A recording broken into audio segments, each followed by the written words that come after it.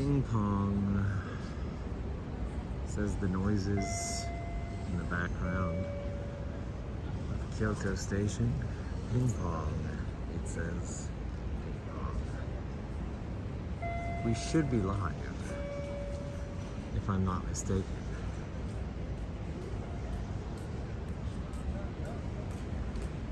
We are ready to go in. That right there is Kyoto Tower. Ladies and gentlemen, we are in Kyoto. And we're doing the one thing that I've literally never done in Kyoto before. For you see, this right here is Kyoto Station in all of its glory. And I don't know about you, but when I get to Kyoto, typically the first thing I do is jump on some form of transportation and get as far away from the station as I can. And today we fixed that. I've never explored the area around Kyoto Station. This is where the ping pong is coming from, by the way. This right here, the constant ping pong. It is the Porta Underground. And so today we're gonna start by exploring the area directly around Kyoto Station, because I've never done it and I have no idea what it looks like around here. We did a live stream walk many moons ago where I believe we came from that way. And so today we'll go this way. Additionally, today's live stream may feature one or maybe even two special guests. But for now, I want to give some huge love to Trizak for kicking off the super chat ball and leaving a beautiful super chat saying PSA, stay hydrated and get a coffee on me. 100%. It is actually pretty hot out right now. It's not super bad. It is about 30 degrees, but that's 30 degrees at night, which tells you what kind of day it was. And Tim in here keeping that super chat ball rolling, saying beverages will happen. And again, since everything's gonna be doubled today, we're gonna get double the beverages, and then we're gonna sit down on this little train right here, which genuinely feels like it's made out of cast iron. Yeah. Oh yeah, stuff happened. That will be discussed at another time. Let's just say there was an accident. Yeah, there will be an entire video that goes into what happened there, so don't worry about that. This is an adventure of its own. So that's something to look forward to. We're gonna start right here, right by the Kyoto Station front side here. Okay, so we got a Big Echo karaoke studio over here, karaoke, and we've got a Family Mart. It's actually a really nice looking restaurant up there. I wouldn't mind going and checking that out. And then right here, again, had no idea that this was here. There's a giant Yodobashi camera multimedia center in front of Kyoto Station. I feel like these are things that I should know exist here. Okay, eventually we'll make our way down this way, but we're gonna start right here. I'm gonna pop it into camera one so we get just a little, and there's a McDonald's. What? Okay, traditional Kyoto breakfast is also available. Feels a little windy today. Let me know if look at that. Kyoto is a beautiful place, ladies and gentlemen. We're off to a great start. All right, so let's start exploring street by street and finding out what the area right around Kyoto Station has to offer. Now, for those of you who have been to Kyoto, have you explored the area around the station, or like me, do you get as far away from the station as soon as you can? Ooh, we got food over here. We got some gyoza. You can get 20 gyoza for like 13 bucks. Oh, they got shorompo. They got everything. Oh, I might need to bring a guest here later to have a meal. Is there a time limit on this? I want to get food later. Okay, food might happen with one or more of the guests later on that is that. And Eva-chan in here saying for a cold beverage on a hot and steamy night. It is a hot and streamy night. That's right. I could have gone for not doing that, but I opted to do it, and we are right here, right now. So we're living with that. We're living with the decision that was just made to say hot and streamy night. And hanging out with Otto is saying for your McDonald's burgers tonight. Otto, thank you very much. This guy's just chilling in here. What's up, man? How you doing? Hey, you gave me the piece back. I like him. I like him. He's a good guy. All right, and Annette in here keeping that super chat ball rolling. Thank you so much, Annette, saying also coffee on me. You know, I feel very, very privileged to be one of the few people that isn't really impacted by caffeine. So I can and do drink coffee at night very, very often. So there we go. We have a hub over here. It's one of the British pubs that is weirdly popular in Japan, and I've never really understood. Like, a lot of people get together and go to the hub. I don't get it.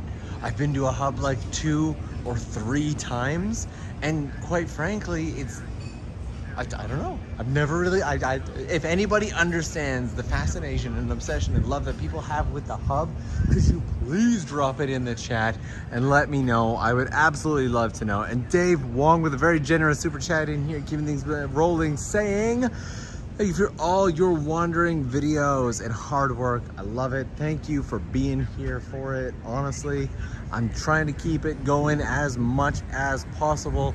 And while I was out here in Kyoto today, I kind of might have shot a bit of a special video for you guys, and we will talk about that momentarily. And Hero Absol, did I get it right? I hope I got it right. We're gonna go this way. I've been trying to decide, and I've been reading comments. Is in here keeping that super chat ball rolling, saying, are there any food that will get sick if you're not used to it? I don't really know. I think that this feels like it might be a half decent time to bring in at least our first guest. Like, look at everybody hanging out in that very incredibly British pub. So, with that being said, I feel like we should bring in our first guest of the evening.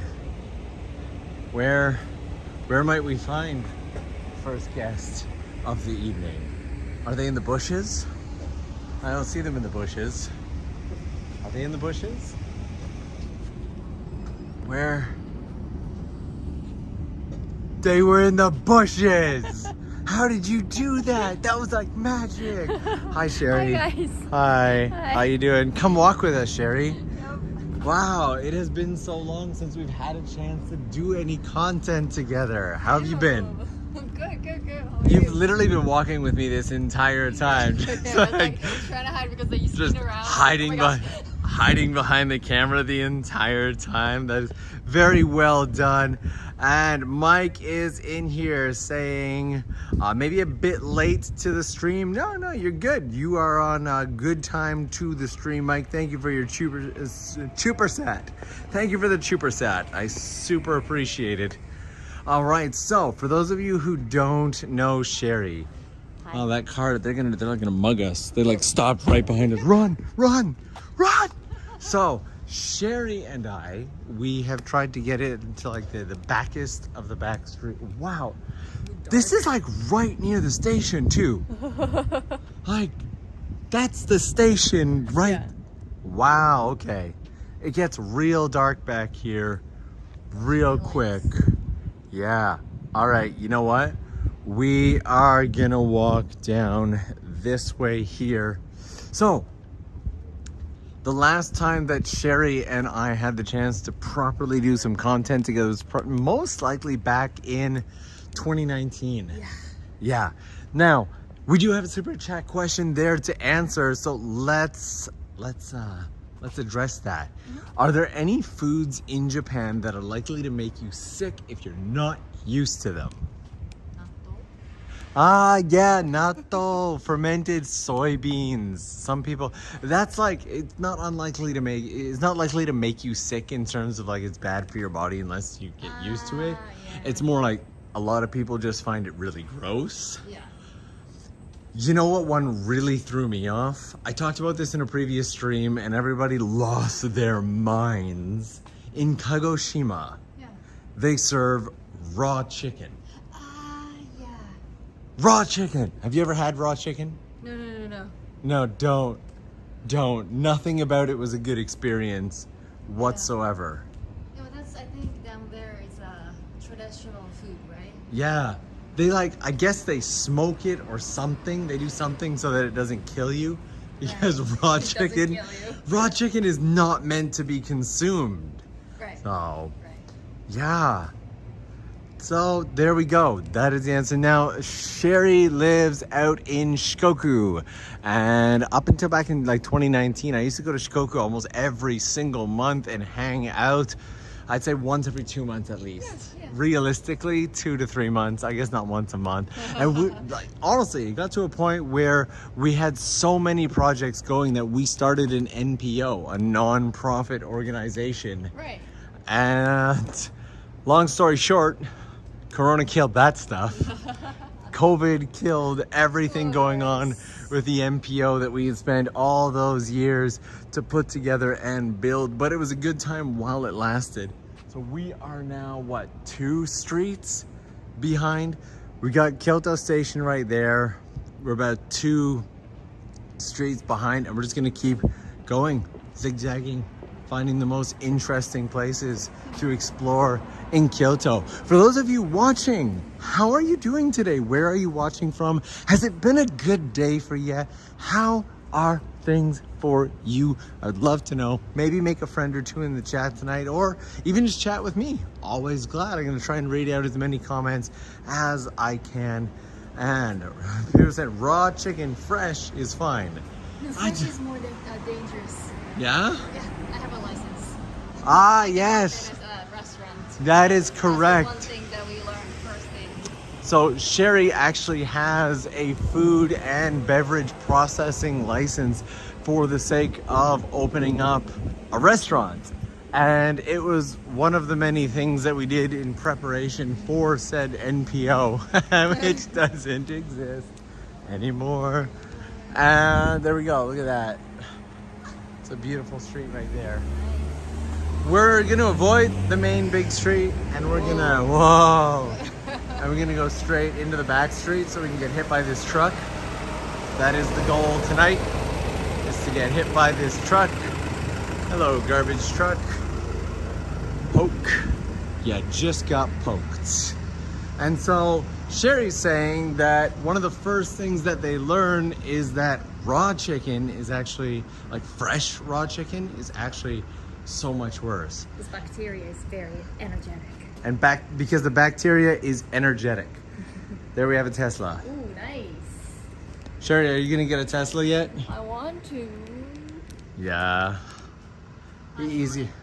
Look at these beautiful, beautiful back streets though. I absolutely love this. Necro Banana is in here saying, hello TOKYOLENS, I love you. Thank you so much. Love you too. Glad to have you here. Means the world to me. Thank you, thank you, thank you. And Patrick Brophy. I don't know why I like that Brophy name so much, but I do. I miss wandering our Japanese back streets, living vicariously through Norm. So, Sherry. Yeah.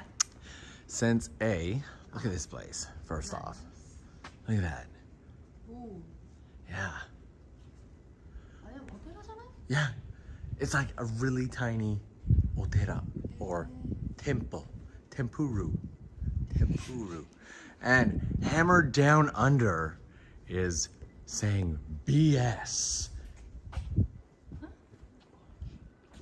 Hammered down under BS? is saying BS on your lively chicken bacteria thing.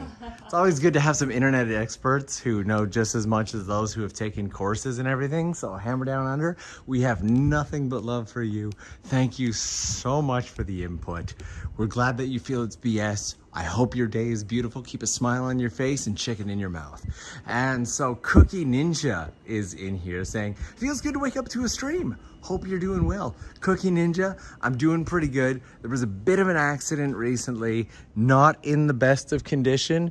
The entire right side of my body is missing a great deal of skin, and I have multiple fractures and a broken bone, but I am super Genki, and there's so many streets I want to go down, and I don't know which way to go because all the streets are narrow and exciting, and I don't know what the difference between any of them is because I don't know this area. Whew, wow, and that car's lights coming on like that felt very threatening. So, okay, let me read through a few more of these. I don't want to miss them. Dark Art saying, I hope you run across an interesting food cart. You know, I never really see food carts in Kyoto. Food courts. What is that? Like street food, like a food cart. Oh. You know, like if it's Fukuoka or something like that. Yeah. Why am I saying it in such a weird way? Fukuoka has a ton of food carts everywhere. But I think that's kind of tradition over there. Yeah. It's like, it's part of the Fukuoka culture. But I can't remember the last time that I've been walking through Kyoto at night and never come across a food cart. So that might be something that we keep our eyes out for with hope in our hearts. If we find one, we will grab some stuff. And Foreign Daruma saying motsunabe is probably the hardest. Yeah, innards for most restaurants.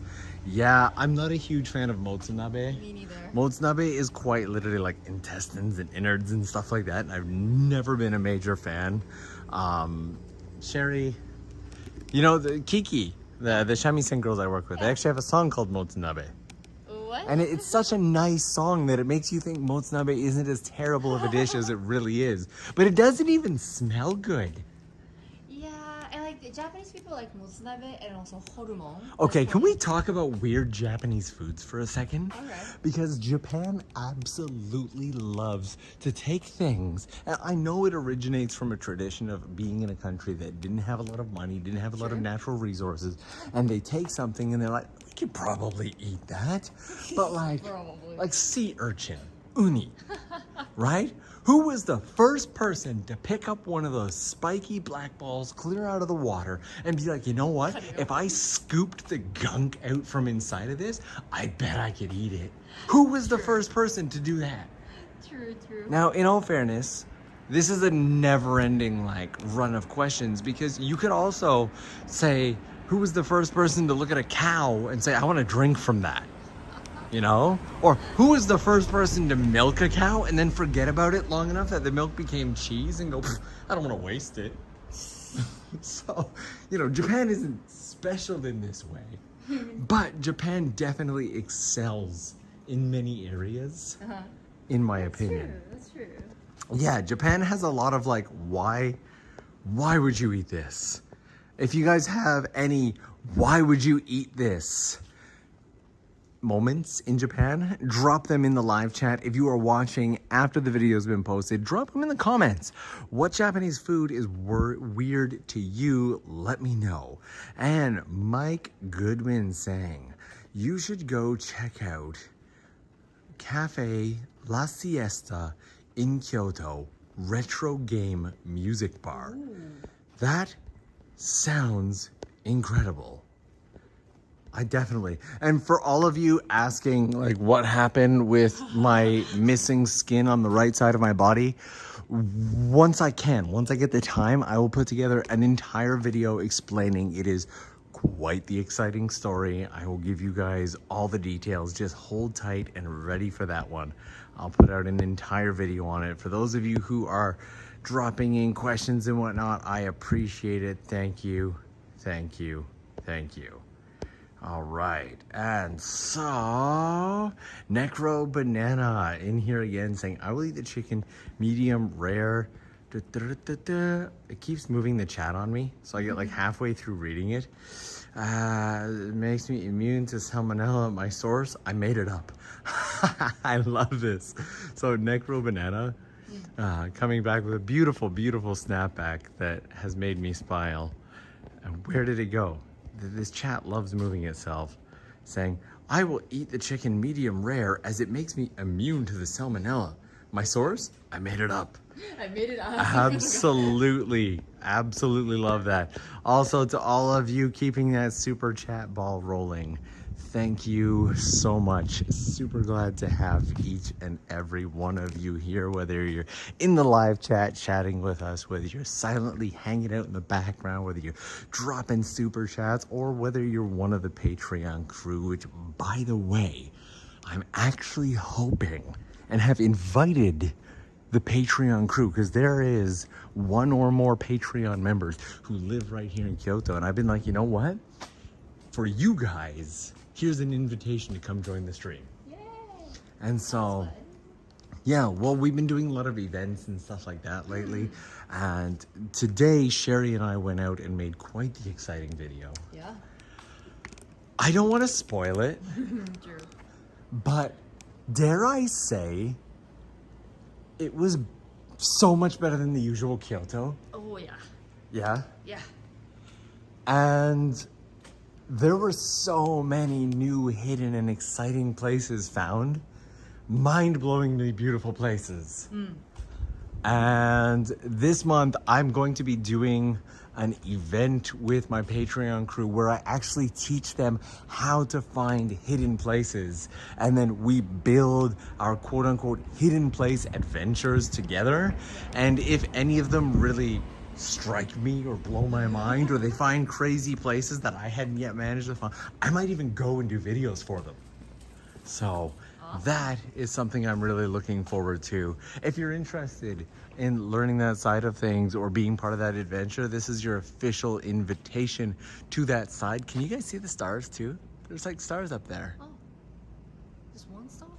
There's one single star. His name is George. That's George the Star. That's it. That's all I had to say about it. I hope you enjoyed meeting George the Star. So, and we're gonna start walking this way because we were just walking straight down the same street for an extended period of time and I felt like turning. A lot of taxis. Yeah, all taxis. So, back in Kyoto, bored of Kagoshima-ken already. No, actually, I had to go back to Tokyo to set up for something super exciting that I recently revealed to the Patreon crew and Sherry got to see. On a scale of 1 to 10, how exciting was it? That's absolute 10. It's an absolute 10? Yeah, that's an absolute 10. Yeah, especially considering how it's going to be used. Yeah. And especially everything that's going to be around. Oh, like just the envelope. I'm not even going to say anything. Like, honestly, that's it. That's all I'm going to say. So, yeah, I had to spend a bit of time in Tokyo. And then now, thanks to... are you just like hanging out with us? Are we just like, you want us to ride your taxi? Is that what's going on? Don't know. I think he just likes us and he's like, you know what, guys? You should come hang out with me. So I went to Tokyo for a while and then Sherry and I came out to Kyoto today to record a video for you guys, for the sole purpose of recording a video, because Sherry runs multiple businesses down in Shikoku in Ehime where she lives, and thanks to COVID hasn't had the opportunity to really leave in the longest time. Right. And so this has been her first time in how many years? Like literally 2 years, 2.5 years. Yeah. Yeah. To take a week to yourself. Uh-huh. Actually, honestly, I don't even think you took a week before that ever. I can't think of any time that you've taken 3 days here, 4 days here, yada yada, but I can't think of once that you had ever taken a proper week. That's true. That is true. So, all right. I don't know which way to go. We're gonna sneak down this way. I like the back streets. And the mod squad. I want to give a huge thank you to the mod squad. I had kind of a party with my moderator squad the other day, and it was so much fun. Mod squad, I do ask we keep our eyes open for spoilers in the chat and in the comments on this one. I like to keep the excitement live, so yoroshiku onegai shimasu for that. There is so much excitement coming up and so many things for us to look forward to and have a good time. So yeah, Sherry, I want to give a huge thank you to you for coming all the way out. So there's a question here. I want to read through these. The chat just keeps moving so fast and I keep missing it. There was someone who said like, aren't you hot? There we go. Aren't you hot? I live here. It's too hot to be walking outside. Okay, in all fairness, actually it's gone down a bit. It is currently 29 degrees outside. It's like humid, so it feels hot, I think. Well, 29 degrees is, in all fairness, I believe that falls into the category of hot. Oh, really? Yeah. I guess I'm very Japanese. Well, your house is always hot, Yeah. so you don't really count. Ah. Like Sherry doesn't really use air conditioning in the summer or the winter. Yeah. And so in the summer, her house is usually hotter than it is outside. Not sure how. Surprisingly, yeah. Yeah. And in the winter, amazingly, It's colder than it's colder than the outside. So that is absolutely bonkers. It's a legit house. It's a legit house, yeah. I think it's just, it's inversely insulated. It's just insulated in the wrong way. So it's just, it keeps everything in, you know. That's the way it's been. That's the way it works. But the humidity here is quite high right now. So it's, you know, I'm walking soup right now. Like it's Swimming. yeah, I'm swimming through. And how can you survive without AC in Japan? Oh look, that's where we started. Oh. We've got a clear shot of Kyoto Tower from Nice. right here. Look at that. Okay, we've got, I genuinely have no clue where we are. There's a fantastic member of the community, the Color 12. And the Color 12 does this incredible job at tracking so many of the walks that I do on the what's it called? Google Maps is the word I'm looking for. Okay. Super simple. So I am Ray is in here going, where's Kyoto Tower? Well, right now we're pretty much lined up directly with Kyoto Tower, just right behind it. So the station will be on the other side of Kyoto Tower, and then we're behind that. You see, I am Ray is out and about searching for us right now. We are being hunted. We are being hunted right now by I am Ray. So this stream has now become a hunt. Okay, so I'm gonna continue to give hints as to where we are often, frequently, and clearly as possible, but I'm also not gonna make it easy to find us whatsoever. Every time you think you're close, I'm gonna change streets. So, there we go. So for those of you enjoying, so Sherry, I meant to mention the TOKYOLENS Explorer streams. The entire goal of these is to, right now at least, bring people into Japan who can't be here. So we aim to just take a walk through the streets, whether it be, you know, early in the morning or at night. And Sherry asked me not to do a 4 a.m. stream because she's not a huge fan of the fact that 4 a.m. exists. Like that's where I go when I go to sleep mostly. Yeah. Yeah. Sherry sleeps super late and then wakes up at 4 p.m. No, I'm kidding. And Cookie Ninja is keeping that super chat ball rolling by saying, tell us something fun about Kyoto. Okay, one of my absolute favorite, ooh, look at this street. And it's another narrow street that just keeps going. So we're gonna go down this way because I am Ray might be onto our location by now. So super fun Kyoto fun fact that is fun because it's fun and Kyoto is a fun place. Was that too much? You think that was good? Okay, first off, Sherry. Yeah. You're apparently Japanese. Yeah. Do you? I think that's really the best description for you because like so many people don't realize that you're actually like a born and raised full-blooded Japanese person. Keep commenting me like saying like, oh, you're Japanese really good. Yeah, they're like, Nihongo jozu desu ne. I told you. So I taught Sherry today that, Sherry, if somebody says to you, 日本語上手ですね, what do you say back? お箸上手に使えます。お箸も使えます。お箸も使えますか。お箸も使えます。Alright, so when someone 日本語上手 you tells you that you're good at Japanese, you respond with, and I can use chopsticks. That's the way you play it. So Sherry, Yeah. okay. Whoa, that's you got red, bro. Calm down. Slow down. Slow down. Red means stop.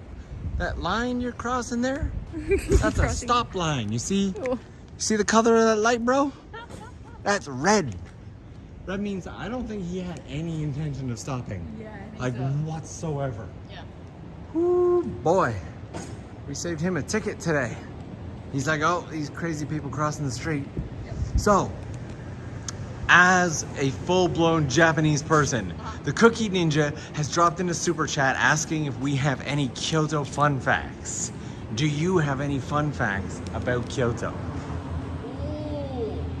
Oh. I have only come to Tokyo. Welcome to Tokyo. Kyoto, like once before this, and that's like 15 years ago. Well, in all fairness, you know, you live in, oh, I like this street. Okay, what do you think that marking is? Like, bicycle is super clear. I get that that's a bicycle. Okay, let me try and guess. Okay, Sherry thinks she's figured it out.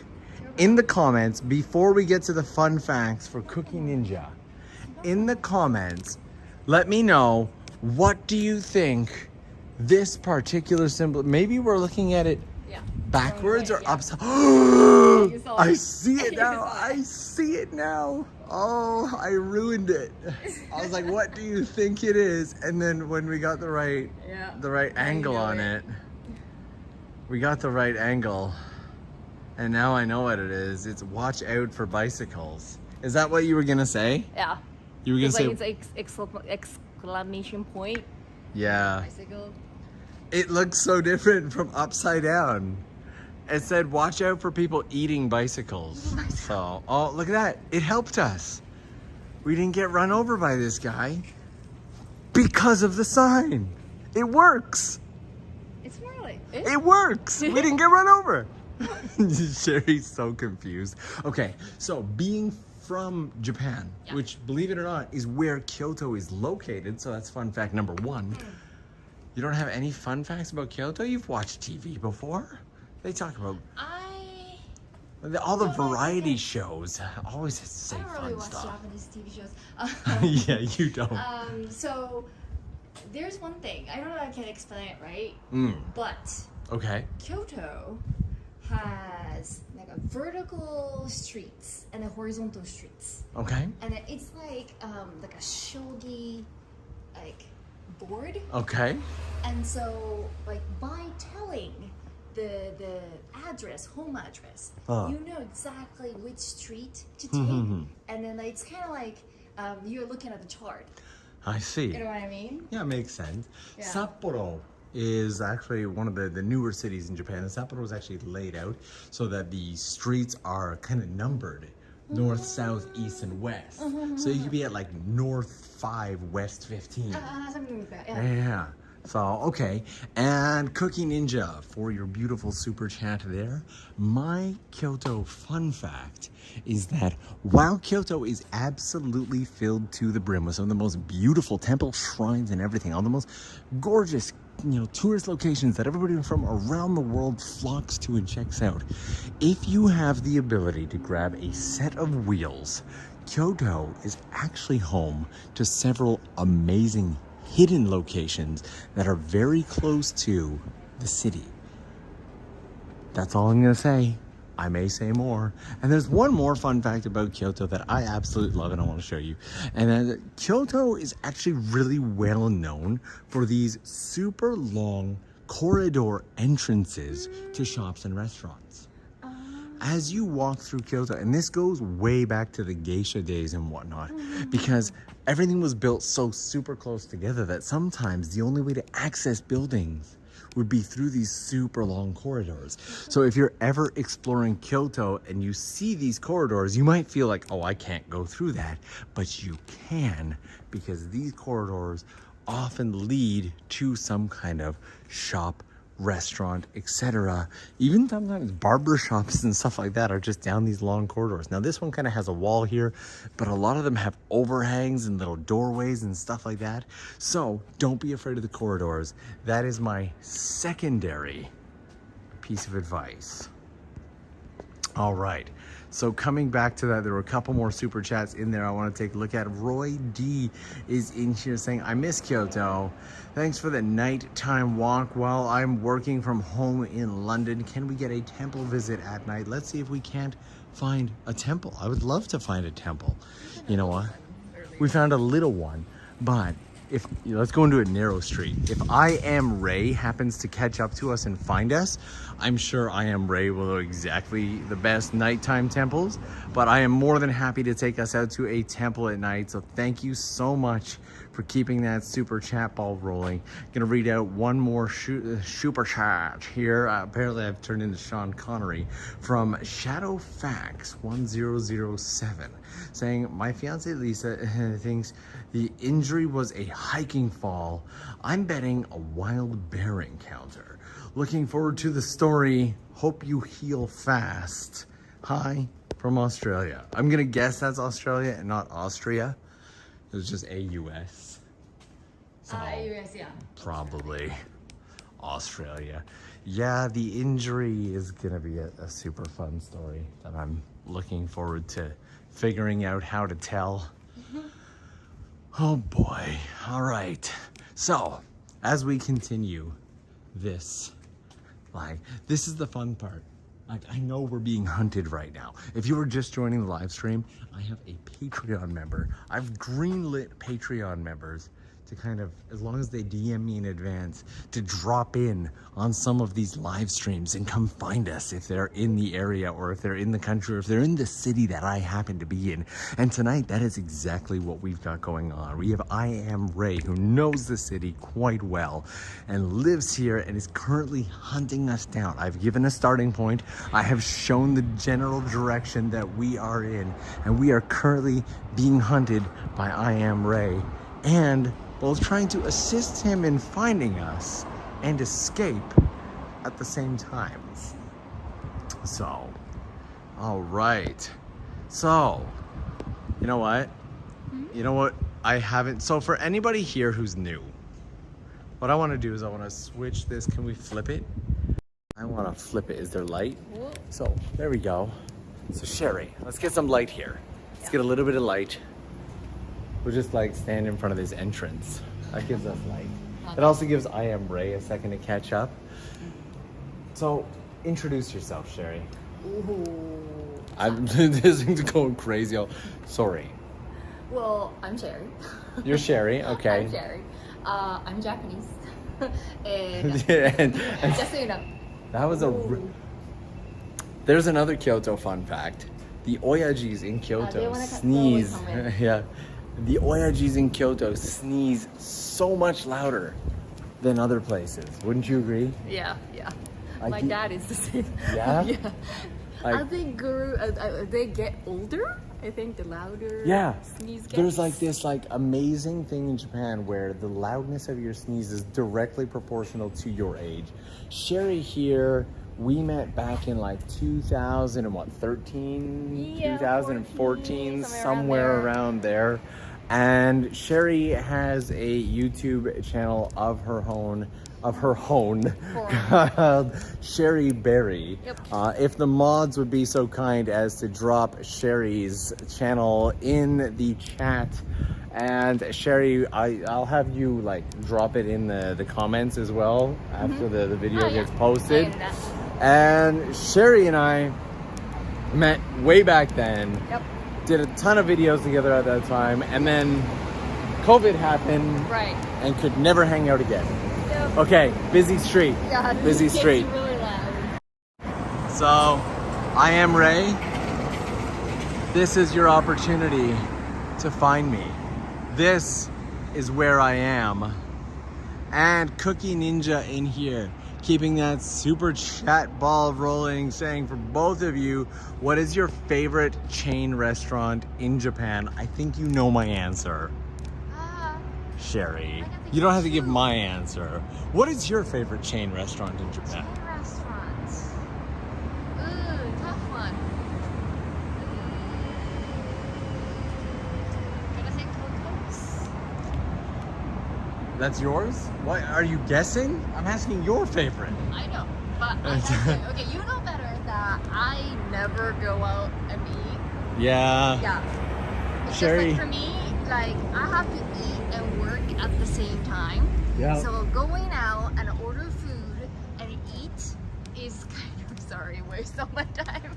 Yeah, so Sherry, you see, on top of Sherry running multiple companies here in Japan, Sherry also, oh boy, for the longest time, especially before COVID, Sherry was a TV personality and had a radio show as well. So Sherry keeps her hands, you know, I've talked multiple times about how you are the Shikoku equivalent to my friend Mitch. Ah, yeah. Because We Mitch, haven't officially met yet. yeah, Mitch also has a media company. Mitch also runs his own school. Right. Mitch also has a ton of his own employees and multiple offices. Yeah. Mitch also does TV and radio. Like, Very similar. it's kind of amazing. So, okay. So let's give a hint to where we are, okay? Huh. We are at this Tanax drugstore, whatever that is. And there's a 7-Eleven over there, okay? There's a 7-Eleven over there. A Tanax drugstore here. And there's a sign. All right, on to some kind of beverage. I probably should have carried more coins. I have enough coins for 2 beverages, no problem. What do you want? I was gonna say I'm fine with water, but... Sherry's struggling to choose her beverage. You can choose any beverage, except for like the 200 yen beverage, because then I won't have enough. There is no 200 yen. There is a 200 yen beverage. Oh, Yeah. there's only one.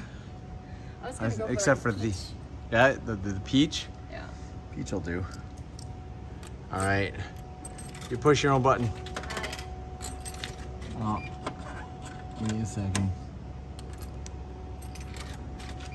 There we go. Yay. There we go. 1. All these coins. 2, 3, 4. I don't know what I want now. 1, 2. I didn't really think about that. It really limited my options, didn't it? Yeah. I probably should have thought that one through, but that's fine. I don't mind. I will get an Aquarius Sparkling. That feels reasonable. I have no idea what it's gonna be like. That's fine. Like, not a single clue. And there's a little cat painted on. Oh, see, there were still more coins in there. Okay, so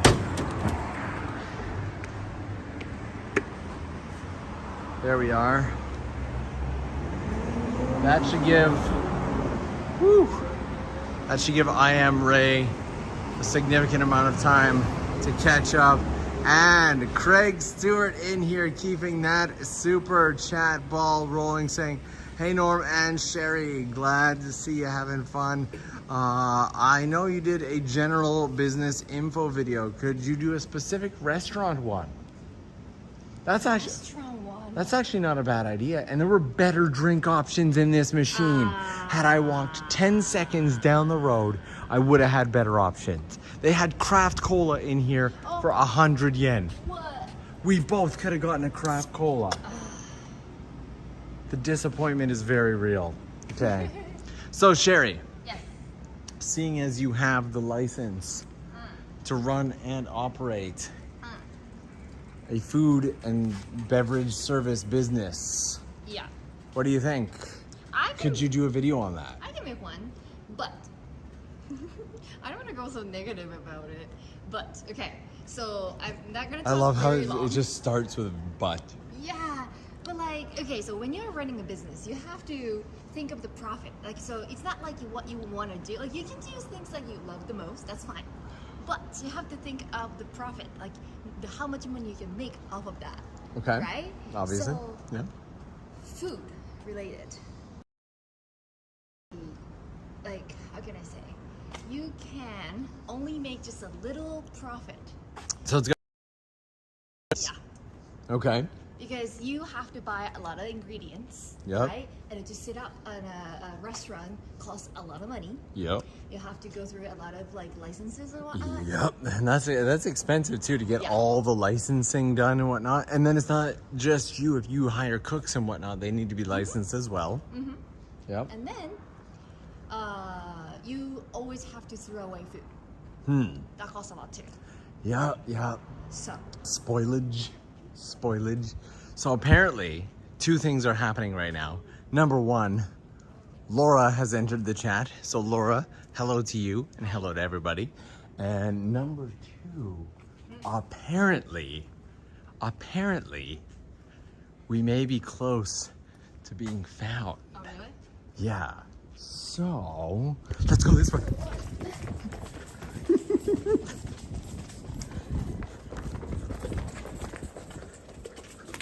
Okay. Hurry.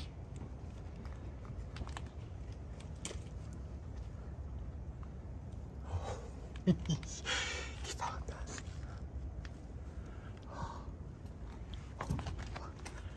Shit. Crap.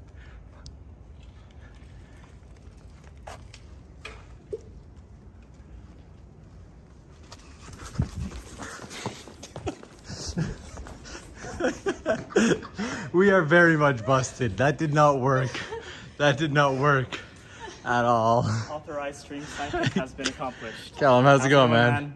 Good to see ya. Hi, chat. Hi, It's been a while. Good to see ya. Ooh, the second that you hit the main street, I'm like, okay, he's right there. I'm on my way. Damn. I should not have hit the main street. Are we walking towards anything interesting? You're going to be walking towards the back streets of Shijo, which at night have a lot of cool lanterns, stuff like that. Is that way? It's this way. Yeah, All right. Let's do it. let's do it. It was, you know what, it was very fun trying to, Oh man, like, at night. dude. I really thought that like we could outrun you there for a second, and then I realized, wait a minute, you're cheating. You're watching the whole stream, Watching the so you whole can literally stream. see where I am. So I should have blocked you. Would have made it so much easier. Okay, so ladies and gents, this is Callum. Callum, hope you don't mind that I just doxed your name. That's totally And Callum is one of the original Patreon crew members, and we did a meetup back in Toronto. I threw like an impromptu meetup in 2019 or something when I went there.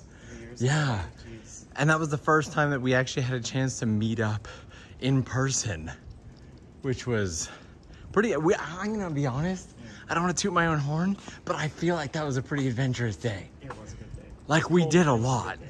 Oh yeah, I don't even remember the cold. We did a circle sort of group thing, right? And we were right behind the Tim Hortons in the back streets of Toronto. We were Yep. just like doing a round circle, like, okay, introduce yourself. And it was quite Yeah. fun. Just standing out in the cold. Not Scary Steve is just realizing that I Am Ray is you. I know. Because you don't use the I Am Ray on our like Discord and stuff like that, right? So, Callum, how long have you been in Kyoto now? So I came to Kyoto early April. I'm one of those groups of people that were stuck outside Japan for 2 years because of the Yep. lockdown, COVID. Yep. So what brought you to Kyoto? University. That's a whole rabbit hole, but like if you want to come to Japan, university is a really good option if you're in that state of mind, age group. But I go to Doshisha University, which is in the north, and yeah. So, and if you don't mind me prying, Please, prod more. so this is actually, I feel like this is a really great opportunity because I've never personally applied for something like university, you know, in Japan, obviously. So how long and challenging was the process of getting into university in Japan? So a lot of universities are going for the quota. I think it's G20 or something like that. Like Okay. the government basically wants more international students. The government's aiming for more international So students. they're giving universities funds to promote English programs, Huh. fully taught in English in Japan. Okay. And so you can apply for these programs, and you know, depending on what it is, the intake, Yeah. you'll be able to get in. They sponsor your student visa. Okay. You do your application. You know, do this typical university stuff. Send in a letter, do an exam, whatever you need to do. Yeah. And once you're in, it's if Japan's your dream. It's actually a pretty easy process. Wow. Unless there's a pandemic going on, but you know, Unless there's a pandemic going on. Did you say you go to Dosha? Doshisha. So for Japanese people, it's really hard to get in. Uh-huh. Uh-huh. Kind of like, Super you know, casual. Just I just go to this top university. this top university. It's really hard to get in, but whatever. Yeah, it's, you know, it's just chill. This is why I was actually really excited to have you out to the stream tonight, because not only are at this point you a Kyoto local basically who can show us around the area, but additionally you have insight on what it's like to try and get into Japan during a pandemic and be held outside of Japan for so long, and then the whole university routes and everything like that. So you bring so much to the stream aside from just getting hit by a vehicle. Whew. He was creeping up behind us for a while. Do you know what? There was an Oji-san on a bike. Okay. I saw it on the stream. I saw him probably like 8 minutes later. No I'm way. not even joking. I'm like, the gray hair Oji-san, same bike. I'm like, okay, I'm getting close. Yo, I got some stories for you later about, God. yeah. So I showed this to Callum just now. Oh man, that's not even the, like this whole side of my body down here, I thought all gone. Oh, God. I am. It's not related to flight school. I hope you didn't get into a brawl with your flight. Oh no, my flight instructor is strict but very, very loving, so no worries there. All right, so jumping into the comments for a section. That's the word that I was going for. Definitely wasn't for a second, it was for a section. Slices of Japan is in here. We got Trinity Sue. We got a lot of people in here today. How is everybody doing? How's everyone going? So if you guys have any questions, right now we've obviously got me. We also have Sherry, born and raised in Japan from the countryside. And we have I Am Ray, living out here in Kyoto, just managed to get in Japan after 2 years of being held out. And these here are another example of the little narrow alley walkways that lead to some of the shops and restaurants and stuff like that. Again, these always lead to something good. Don't be afraid to check them out if you're in Kyoto. All right, so considering the variety of people we have on this stream right now, if you guys have any questions, if you guys want to know anything about what it's like to live in the countryside, what it's like to be loud like me, or what it is like to get into the Japan during a pandemic, then feel free to ask, and between the three of us, I'm sure we'll be able to answer. And more. Keeping that super chat ball rolling, Monique, thank you so much for that. Saying, good evening, Norm. Glad to catch you tonight. Funds for your drinks. Thank you so much for that. Greatly appreciated. Are we going the right way still? We're gonna go up ahead and we're gonna take a right, I think. We're gonna go up ahead and we're gonna take a right. There's no bad options for the back streets. There's not. Like, you could literally just do exactly what I did tonight. Plan out nothing and just start walking, and every street we go down is beautiful. So Kyoto back streets are really, really unique that way. They're not like the back streets in Osaka or Tokyo. Oh. They're very quiet, almost as if probably there's people sleeping up there right now that they're probably hearing our voices.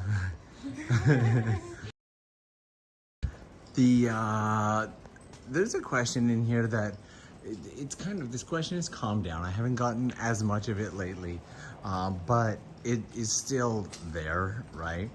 And that is, when do you think Japan's borders will open?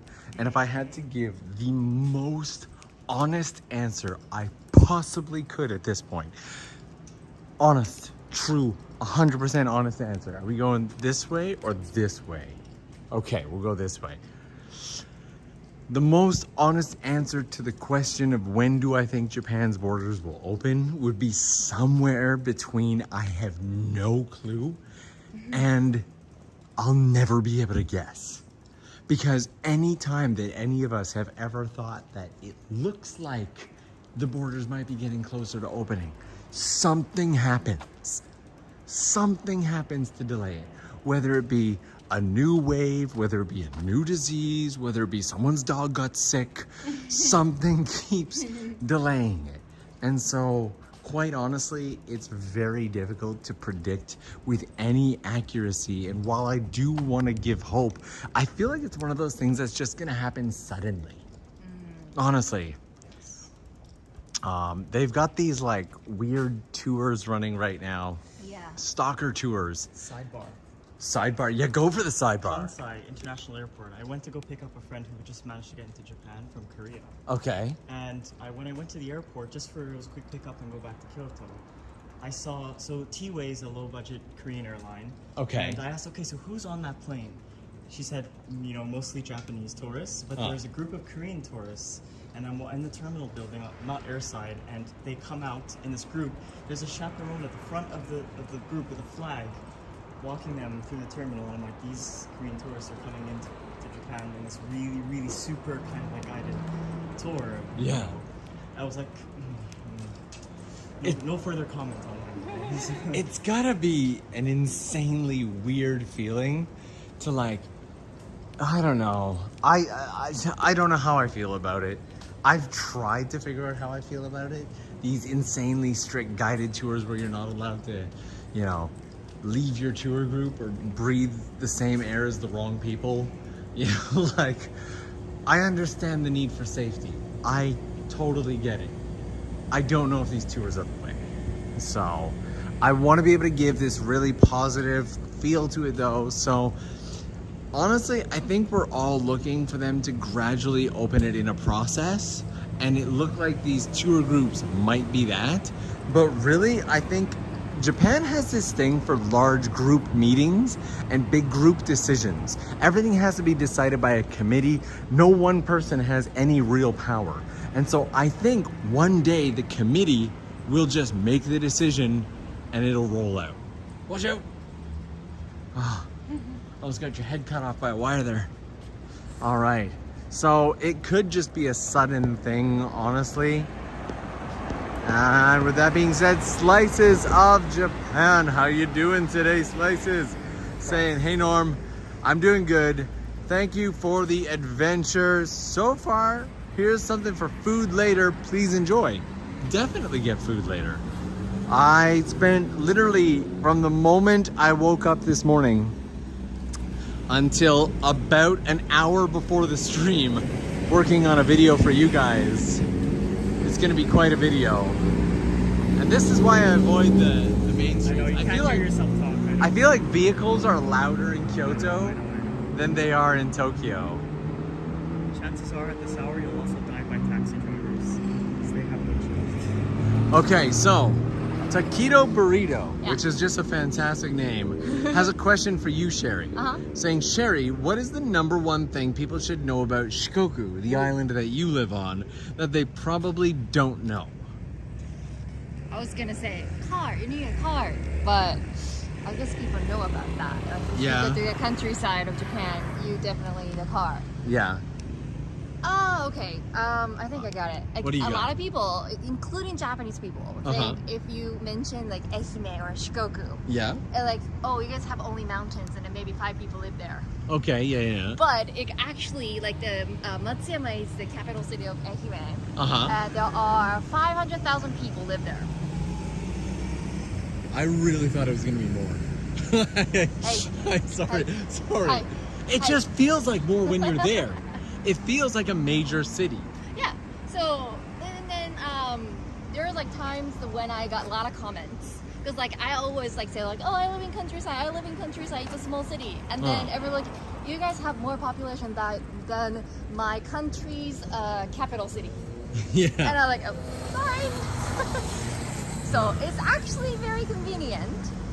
Everything like it's a compact city. Yeah. So with like, you can go to the city, you can go to the mountain, you can go to the sea within 30 minutes. Yeah, all of like, that or- with is like within 15 to 30 minutes of each other. Yeah. You could do a day in the mountains and then on the very same day go out to the ocean. Yeah. And they're only like half an hour to an hour apart. I don't have to line up for anything.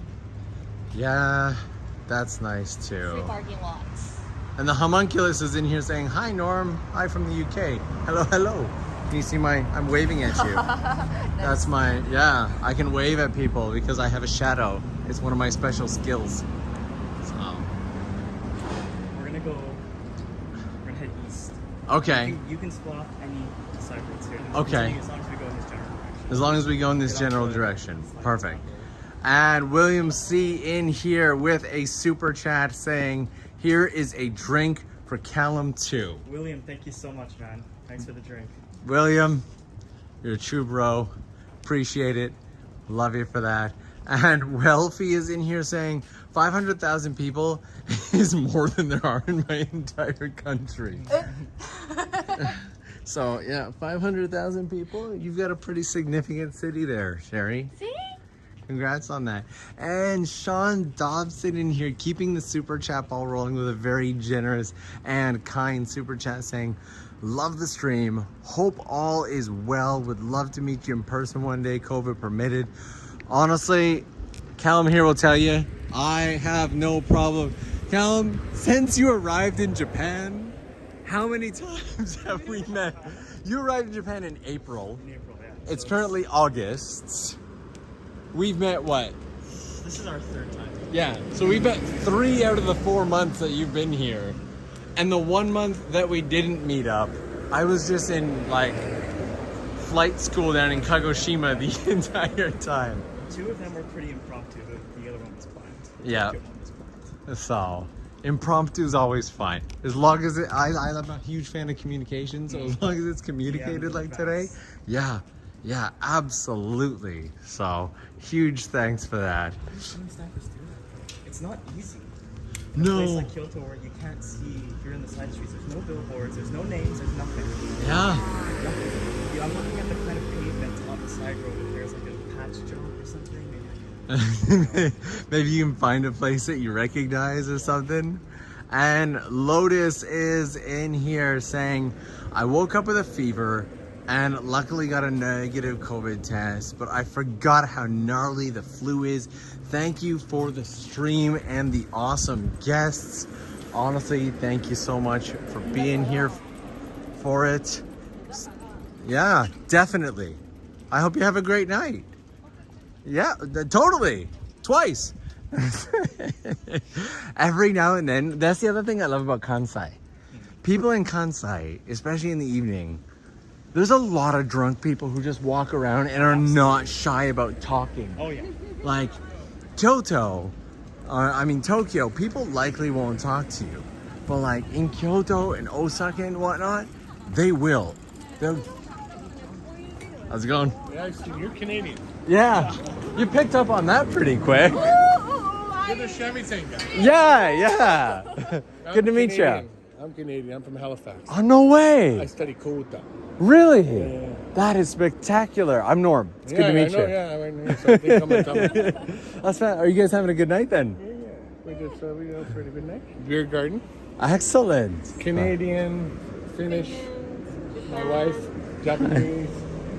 Her husband, American, Japanese, Japanese. Yeah. Wow. I'm not going to keep you guys. It was a pleasure to meet you. So, thank you so much. All right. Cheers. Thank you. Thank you. Nice to meet you. Enjoy Kyoto, ne? Thank you. Thank you, guys. Take care. Well, that was it. Was such good timing too. Just as you were talking about Kyoto. And this, okay, obviously that group was a bit of an outlier because they weren't your traditional Japanese group. But that is about how friendly Kyoto and Osaka is. And it goes on both sides too, you know what I mean? Like in Tokyo, if someone isn't like a big fan of like you being on the street that they're on, they might passive aggressively bump into you. Whereas Kyoto, they'll throw a can of beer at you. Like, there's no passive aggression in Kyoto. They'll just be full on aggressive with you. So, and I actually, okay, being from Canada, I weirdly appreciate that. You know, I got no patience or time for that passive aggressive stuff. I'm not here to solve a puzzle. If you throw the can of beer, at least throw it full so I can open it and have the beer. All right. So, Otaku Petrol Head is in here saying drinks for all three of you. Aww. Otaku Petrol Head, thank you so much. We will 100% make that happen. Very much appreciate that. Thank you, thank you, thank you. It's always like, it always puts a little bit of a smile on my face when people are like, you're the Shamisen guy. I'm like, yeah. I don't know why that is the one that makes me happier, but like, yeah, yes, I am. Yes, I am. Out of everything you've done over the years, you're recognized the most for the Shamisen. That's pretty cool. Well, you know, in all fairness, it's probably the hardest thing I do. Yeah. So I took a swing at the gakkashiken, the written tests for the 5 written tests for the pilot exam. Now I just wanted to see what it was like. I didn't actually do like heavy studying and try to pass them and all that stuff. Okay. I wanted to see what it was like. It's actually not a bad experience. The test guys are really nice and friendly. They were super excited to see me because no non-Japanese person has yet tried to get the pilot's license in Japan from zero. Most Japanese pilots will go overseas. And so everyone was super pleasant. The tests were way harder than I thought. There's a lot of kanji that I still can't read, but it was such an amazing learning experience. So the trick is you have to pass all 5 within a year and you only have 3 chances. For each one or for the whole thing? All 5? So you, say for example, you pass 3 on the first one, that gives you 2 more you gotta pass within the next 2, etc., etc. Okay. But if you don't pass all 5 within those 3 tries, like total, cumulative, then you're out. Yeah, so definitely some challenges in there, but I see another super chat in here. You can see our reflection, look at us. That is, are there like any like more narrower back streets around here? So I think this is part of the castle grounds. Yeah, I believe it is. Castle grounds. Yeah. But we can split up. We're kind of near Kiyomizu Gojo right now, so we're going towards Kiyomizu Dera area, which has a lot of really nice back streets. Okay. So we could try and jaywalk and go and slip into one of these back Jaywalking is literally the goal of the TOKYOLENS stream. And you're flying this tower. Okay. Got a lot of cars coming on this side. Yes, oh, what's up, guys? I didn't even see you there. Thanks for... I was at one point going to do an entire video just on like scooter people of Japan. Oh yay, Backstreet. That is really bright. Incredibly bright. Okay, there was a super chat in there that I believe I was in the midst of reading. And it is, I don't want to read this right. Abdulaya. Did I get it right? Please. Abdulila. I hope I got it right. And says, thanks for this. Thanks for the stream. I am applying for Kyoto University in April of next year. How hard is it to get in? And what do I expect in the process? So I guess we want to go this way then? Up to you. Let's go this way. This is a good way. So, Callum, that one's on you. So, how hard do you think it is as an international student to get into a Japanese university?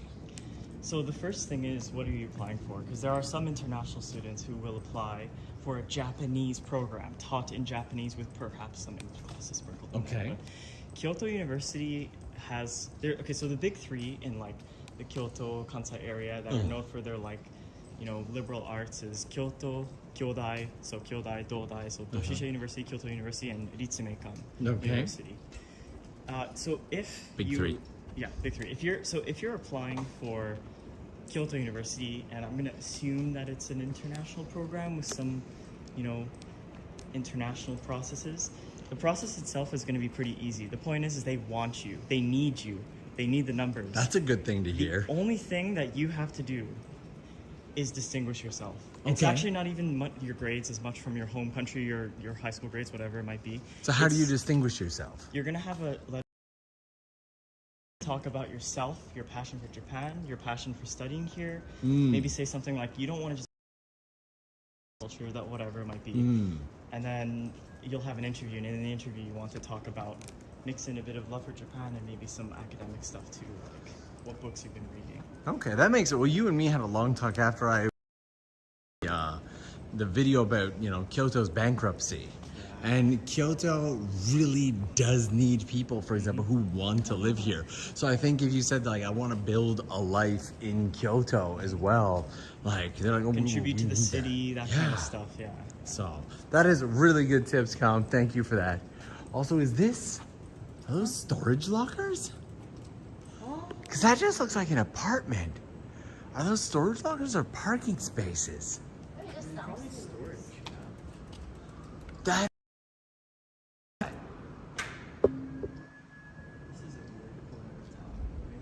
This is quite interesting. And Trinity Studios. Saying my Neko Finnegan says meow to all three of you. Thank you. That super chat ball rolling. And Amber in here as well, keeping things rolling, saying, hi, Norm, Sherry, and Callum. Thank you for the stream. I will never tire of these backstreet streams. Stay safe and have fun. You know, these back streets, there's always like these hidden little shrines and whatnot here. And this here is a shrine marking. It is not what a lot of people think it is. Right. I know, like, I think they changed up the Google Maps as well, because Google Maps was originally...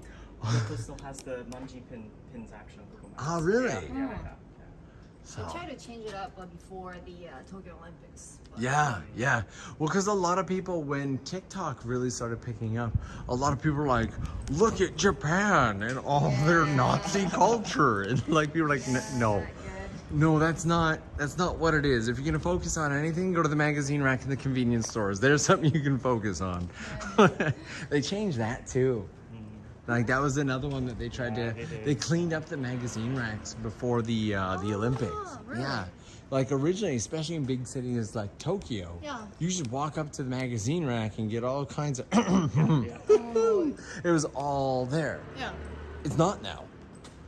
Really? In Tokyo. Yeah, and they've cleaned. Now they haven't cleaned up It's illegal? all of it. not They've illegal. just passed they've just passed rules to.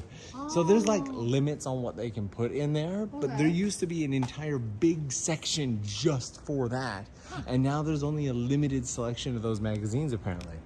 So Interesting. yeah, learning new things every day. Da-da-da. And so, Amber, thank you so much for that. And beware the shy saying, stay safe while skipping across the street. Hello to Callum as well. That's Cheyenne. Yeah. Good to see you. Good to hear. And Always. Sherry as well. So thank you so much for keeping that super chat ball rolling. And I'm gonna guess that that's Lachlan. We'll just say Mr. McGuire. All right. Hey Norm, love seeing you explore Japan, but will you ever come and explore Ireland? Oh boy, would I love that. Also, look at this building from afar. There's just like a hole in the middle of it. Look at this here. Yeah. They're just like, oh, we didn't have money to finish the building, so we left a hole in the middle. It feels like one of those ones where they wanted to build the building, but they couldn't get the land from the dude in the middle, who probably was like, no, I have my porta potty here. You are not taking my... You know what? We can cross here. Ooh, there's a bridge. I like bridges. Oh, we're gonna get hit. Oh, he's zooming so fast. He tried to. Look at him go. Look at him go. He aimed. Yo, what did you do to him? He aimed right for you. Yep. What? This is what I'm talking about with Kyoto people. Like, there's no passive aggression. Kyoto Like, people have no chill. they have no chill. That's coming from someone who lives in Kyoto. Kyoto people, zero chill. You heard it here first. Oh, drivers? Japan is not immune to stupid drivers. There are stupid drivers every single day. They're crazy people on the road. So don't think that driving in Japan is safe and flowers and unicorns. It's pretty. You know, honestly, in Kyoto at least. in Tokyo, I find drivers, while it's kind of crazy, to be more courteous than back in like Canada and Toronto and whatnot. But the closer you get to Nagoya, there's just like, you couldn't pay me to drive through Nagoya. You like literally, you could give me like $2,000 and I'd be like, oh, I'm good. Just no. All you have to do is drive through Nagoya. I'll give you $2,000. I would still tell you where to put it. There's just something about being in that area and the way people drive out there. Is it because like they're next to Kyoto? It's honestly, there is huge car culture out there, and it's like the worst of all of it. But that being said, I still haven't answered the Ireland question, so I kind of feel like I should do that. Ireland is a place that I would absolutely love to go. I am hoping to make it out to the UK within the next 2 years, travel and all that permitting. So fingers crossed, hold tight. If I do, we definitely have to do some kind of meetup. All right. How close are we to this area of yours, Callum? The bridge should be straight ahead.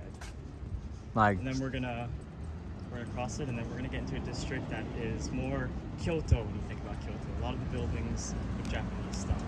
okay. Movie lights. So are we like 2 minutes? 20 minutes? 75? Probably 5 to 10 minutes. 5 to 10 minutes. 5 to 10 minutes gives us something to look forward to. Someone's asking, 10 grand? Would you drive through Nagoya for 10 grand? Maybe, but I wouldn't enjoy it. People in Kagawa is terrible drivers too. Like they are lined up in a like turning lane, right? Yeah. And then they don't turn on the turning signal. Yeah? And then they just sometimes like just come straight. Wonderful. Like what? So, Callum, the very first time that you ever saw one of these vending machines in Japan, how did you react? Aha! The Sagami original vending machine. Yes. This is actually the second time. I'm so confused. Yeah. First I thought it was like in a cards.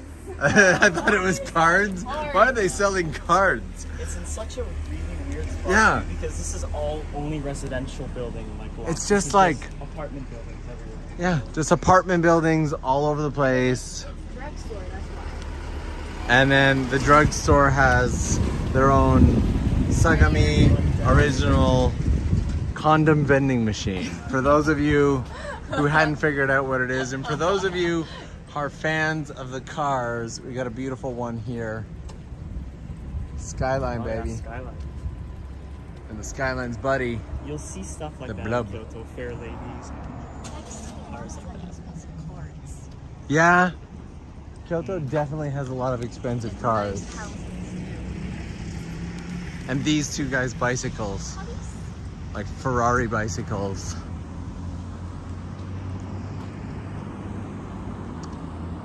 Night Chicken is asking me, would you take 20 grand then to drive? Honestly, if someone's gonna give me 20 grand to drive through Nagoya, and everybody has their price, I guess. I 20 grand, if I had no other responsibilities, I would do it.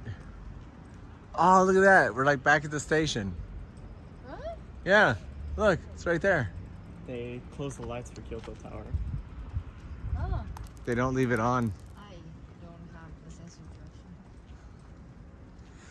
How difficult is it to explore less urban areas of Japan without a car? This is a really good question, especially considering a lot of what I've done over the past 2 years is explore Japan with a car for the sole purpose of getting as far away from other humans as physically possible, but it is not impossible.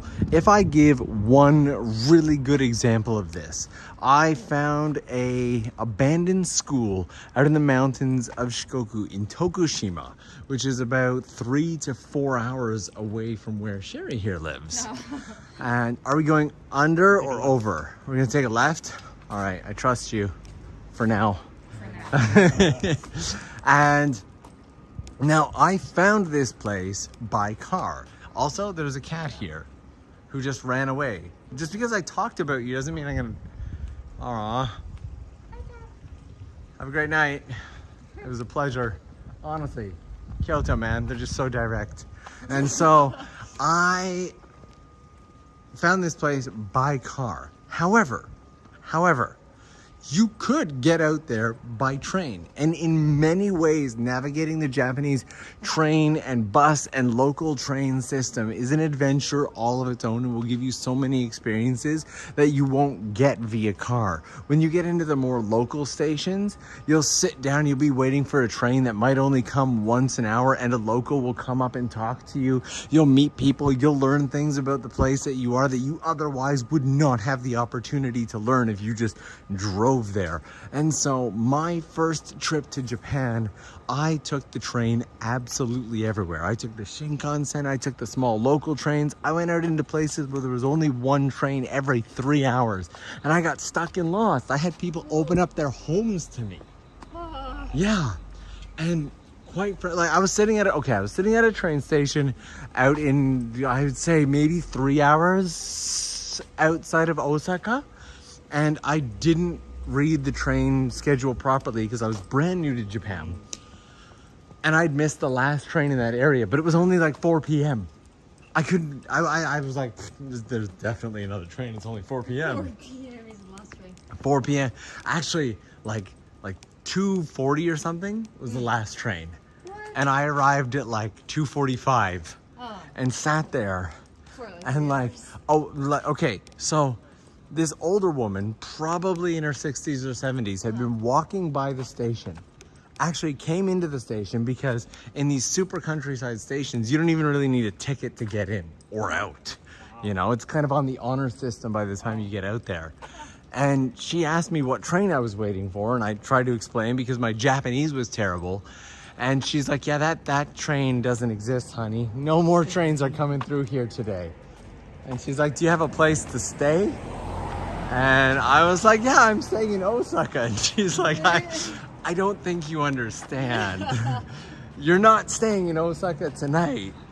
And I'm like, what do you mean? She's like, no more train in English. And I was like, oh God, no.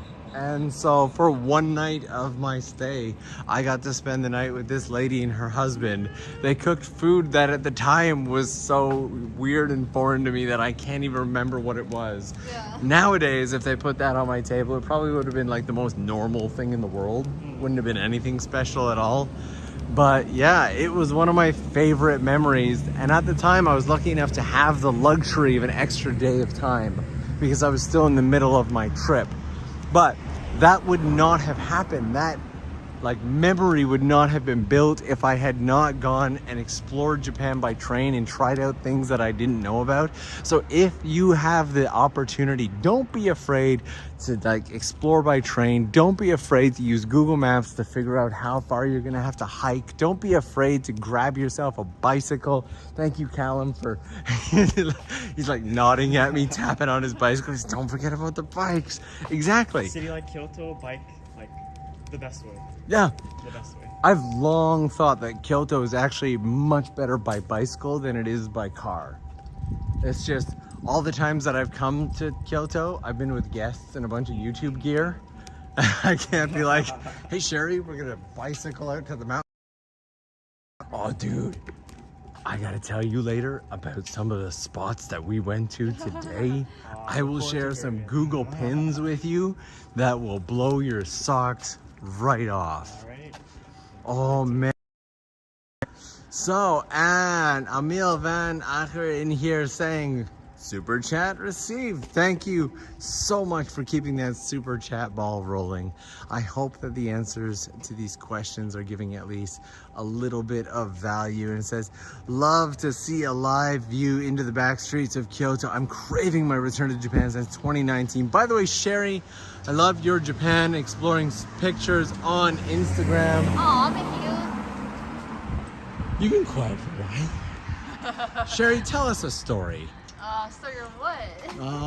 Okay. I got one. Okay. Absolutely, go for it. Give her some time to think. I would love to hear a bit more about how you came to hold the Olympic torch. Ah, yes. Ooh, that's a Okay. good question. I didn't even think about that. How you know, Okay, so I had no idea about that, to be honest. And Okay, I didn't even- allow me to introduce it first. Because people sitting here in the chat are probably like, wait, what did he just say? And yeah, so Sherry here Yeah. was one of the Japan Olympic torchbearers who carried the Olympic torch for the Olympics Yes. of Olympia. Yes. And here on the inside, so tell us that story. That's an amazing story. How did you become an Olympic torchbearer? Well, there was like a TV commercial all over, and since I don't watch TV, I didn't know about it. Okay, And my mom, great start. yeah, my mom one day texted me saying like, "Hey, you should apply for this." Like, what? What are you talking about? Like, what? Apply, right? Yeah. And then she was like, just like take a look at this like website. I'm like, okay. And I like my mom usually like jump onto something new, and then she's usually wrong about things. I was like, I was, So much love for your mom. Like, I just was, like, throws very- her under the bus so I was, right like, here on very the stream. doubtful Okay. first, and then I was like going through it, like it was like really like Japanese looky, like very difficult like process, and so but clearly anyone can. You don't have to be Japanese. You can like, as long as you're living in Japan, you can apply for it. You have a right Okay. to apply, and then you can choose out of 5 sponsors, Okay. like Coca-Cola and then like other things. Oh, And so you can choose. So when you say you choose sponsors, do Yeah. those sponsors like what do they sponsor? What are they? They're not like giving you money. right. Well, but my sponsor was Toyota. Okay. Toyota. casually saying my sponsor was Toyota. Just like super chill. My sponsor was Toyota. You know, just one of the world's biggest corporations. But whatever. And so they, whoa. Go, go, go, go, go. Don't die. Oh, we're safe. Yeah, so they picked me. Okay, they picked you. Yeah. So they sent me the uniform and then, you know, a lot of things. Oh. And then, what is it? So after you get to carry the torch, Uh-huh. you can actually get that for free. So they don't just give you the torch. No. Okay, so And this you is how they make their money, is Yeah. it? So you have to buy it. You have the right to buy that torch that you carried. Okay, Very sneaky. very sneaky. Yeah, but Toyota is so generous Oh. that they buy all of our torches for us. Wow. Sponsor yaru ne. Yeah. Okay, all right. So Toyota truly did sponsor torch for you. So you are the proud carrier of Japan Olympic torch for what might have been one of the world's worst Olympics. Hey. And I'm just playing. And you got the torch purchased for you. But history is long. I guarantee you, there both have been and will be worse Olympics than this Worse. one. So Toyota purchased you the Olympic torch. That's spectacular. Wow. Okay. That's pretty cool. Yeah, Also, the application was kind of similar to what he was saying about the college. So like you have to have like a unique experience and how you're attached to the specific prefecture. Yeah. I chose Aikman because that's my hometown, right? yep. So and you can't talk about like, well, actually, my uncle also applied and he wasn't chosen.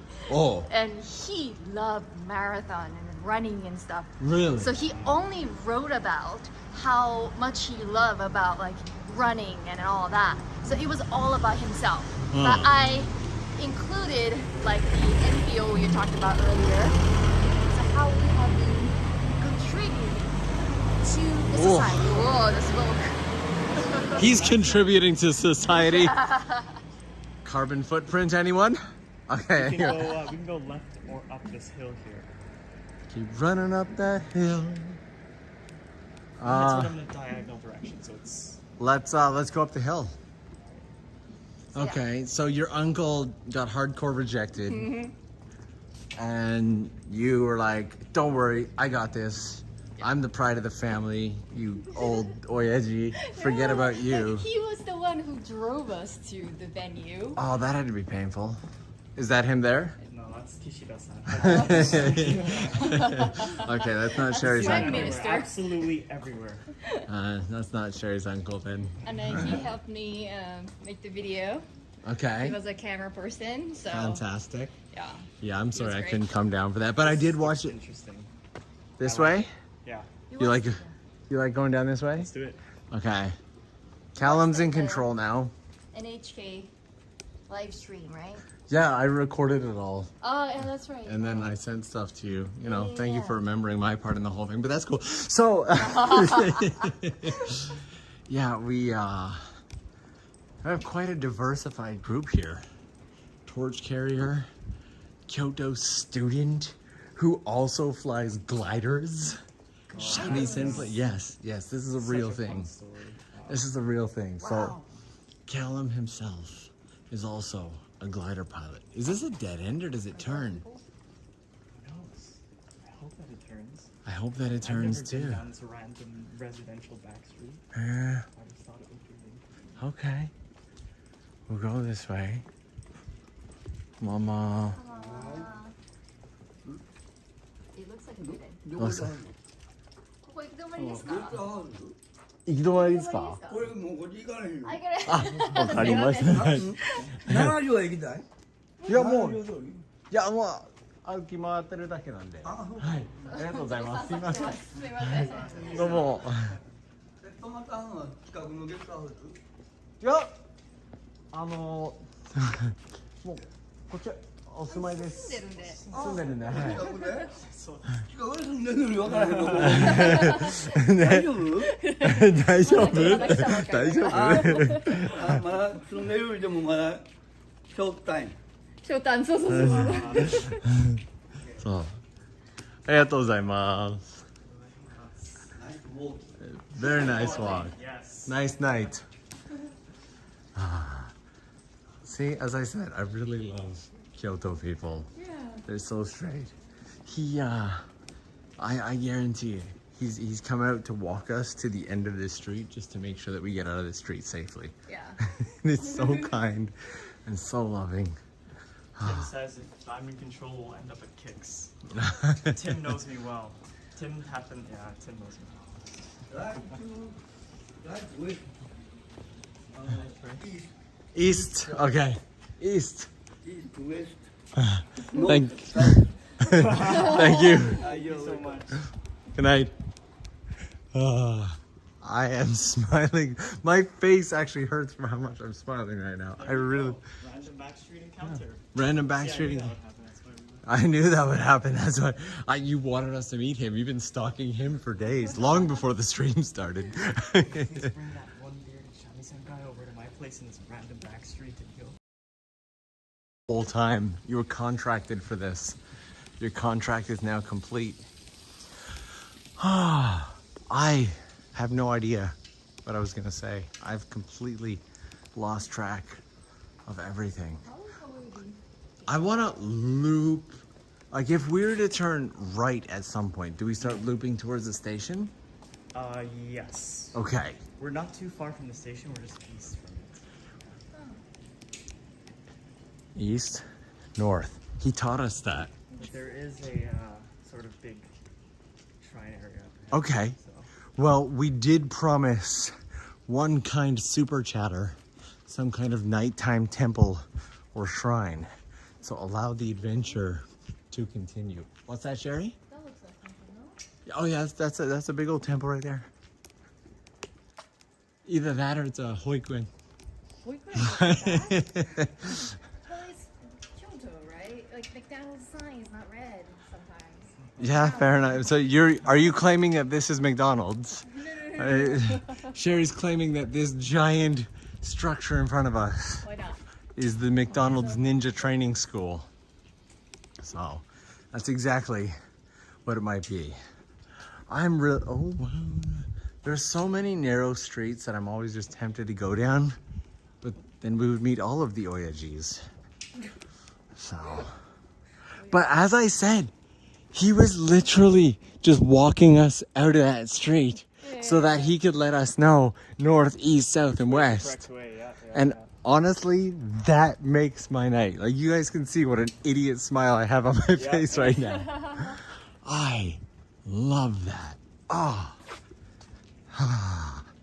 This is Sanju-san Gingo, I think, something like that. So do you know about the Kyoto Ishu Trail?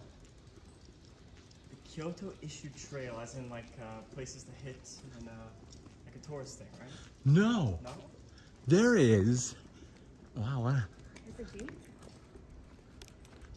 There's a major road on the other side of this, so if we can look back, take a left, and then go back to the station. So Which way is the station? the station is that way. Oh, you could probably. Oh, jeez. Go that. Where? I'm so lost. It's not that way? Yeah, the station is right. Okay, so I'm not that lost. We could go this way. We go this way. I like these back streets. Lighting conditions aren't very good though. Yeah. Be pretty tough to see it. So, I today learned about something that I feel really dumb for learning about now. Something that I feel like I should have known about long ago. And there is a hiking trail that takes you all around Kyoto. Really? Yes. The mountains. Yes. Wow. And it is massive and goes Everywhere so we go. far and so deep. Like we drove hours into the mountains.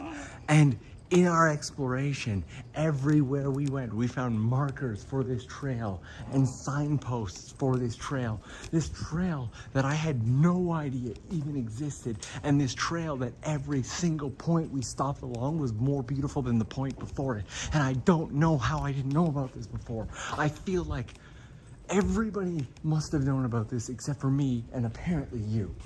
So I am so excited to start boxing off parts of this trail one by one at some point. So Does it follow the ring of mountains around Kyoto? it looks like it might. I haven't had the chance to do my full research yet, but you better bet I will. Okay, is that a place we can go? Looks like it might be. That's right, but it looks like We can take a peek and see if it. Oh, it looks like we can at least take a left. The mystery is real.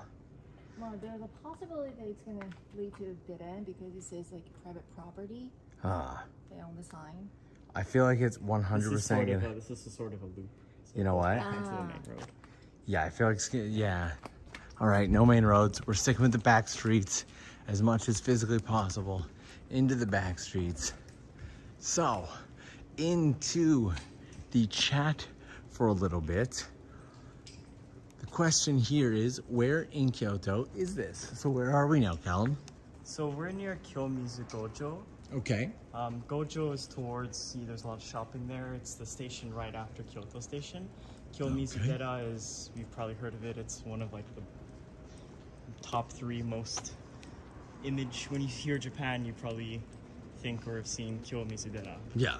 And we're sort of in that district right now, residential district between Gojo and Kyomisudena. Okay. I haven't walked around here personally. I was hoping there would be a bit more touristy stuff, but this is very much just a residential bog standard Kyoto. And honestly, this is exactly what these streams are all about, though. This was the promise for today's stream. Exploring the area fairly close around Kyoto State. Is that a loop scooter? In Kyoto? A loop scooter? In Kyoto? It is. And there's space for maybe 2 scooters max. Okay, so these scooters have recently made their way into Japan, and they are considerably different than in most other countries. If you notice, not only does it have a license plate and a brake light, it also has turn signals and a mirror. These ones here are contracted only for specific spots of specific cities, and their speed is limited to 15 kilometers an hour. They can be ridden without a helmet, but if you were to buy one of these scooters yourself and register it, you have to register as an under 50cc Genski, which means you need a helmet, etc., for it. But these are starting to gain popularity in Japan, but they can't just be left anywhere. There's a very set of specific spots that they're geo-locked to that you can only drop them off and pick them up in. The registration process is quite complicated, everything like that. In fact, the registration process, if we talk about the Olympic torch, or we talk about doing university, the registration process for almost anything, for example, me, my Eijuken, my permanent residency in Japan, was the exact same as the application processes for both of yours. It was an unnecessarily complicated piece of paperwork where I had to write down my name, address, and phone number at least 4 times. I needed my hanko, my inkan, to be pressed properly several times, and if you mess it up, you have to rewrite the entire page. You can't just re-stamp it, right? And then I had to write a lengthy essay on how Japan is important to me and what I can do to contribute to Japan. I will tell you this much, and I mean this in the nicest of ways, one of the things that I truly do love about Japan is Japan's love for itself. Japan wants to know why you love Japan, and the more you write down "I love Japan" on a piece of paper and hand it to a Japanese official, the more they'll be like, "We need more of this person." Like, flattery works here. You just tell them, "I love Japan and I want to be part of Japan," and they're like, "Oh, if you like the place, then sure, we're happy you like us." So, Sorry. yeah, sure, go for it. It's interestingly, like all of us share how much those essays important to get in, but none of like Japanese standard tests. Like we have to take tests to get into high school, university, everything, but we don't do that. Yeah. Score is everything, and then no one really like care about essays in an interview. So I thought that's kind of funny. It is very, very different. There's like a weird double standard for when it comes to, like, I guess we turn right at some point. No, I think we're gonna keep going straight. Well, the tower's there. Oh, it is too. Holy smokes. Yeah. Let's go. There's a weird double standard for when it comes to like Japanese people in Japan, because you don't always get like the same treatment and advantages in some ways, and in other ways it's really hard because it's super unbalanced on both sides in many ways. Like if a Japanese person wants to get into a university, Todai, for example, Tokyo University, one of the hardest to get into in all of Japan. It could take half a decade of their life of testing and failing and testing and failing and testing and failing. A lot of people don't get into Todai until well into their 20s, if not 30s. Consider the time you I finished. mean, like, No. since they're born, they Yeah. got put into cram school. Yep, they've been put 10 hours a into day. Todai approved schools from birth. Yeah, They literally. came out of the womb and were like, this is a Todai approved hospital. They have like You know? special school for like toddlers and babies. And it's all in preparation for, I'm like super curious about so many of these narrow streets, guys, but it's all in preparation Nope, that is going to take us really far in a direction we most certainly don't want to go. So we're like walking along the train tracks here, but it's all in preparation to get into Tokyo University. And then they still struggle with the testing and everything over and over and over and over and over. Whereas a non-Japanese person, it's like, hi, I have a bunch of cash and I want to go to Tokyo University. And they're like, oh, write us a letter telling us why you love Tokyo University. And you're like, I love Tokyo University because it's the Tokyoist of the Tokyo universities. And they're like, that was some good writing you did there. We love you too. Thank you for loving us. Here's your diploma. Like, but also, in all fairness, Sherry can attest to the fact that in Japan, once you are into university, more often than not, It's super easy. You can That's sleep the end goal. through. The end goal is to get in. Once you're in, that's it. yeah, you don't actually need to learn anything while you're there. You just need to get in.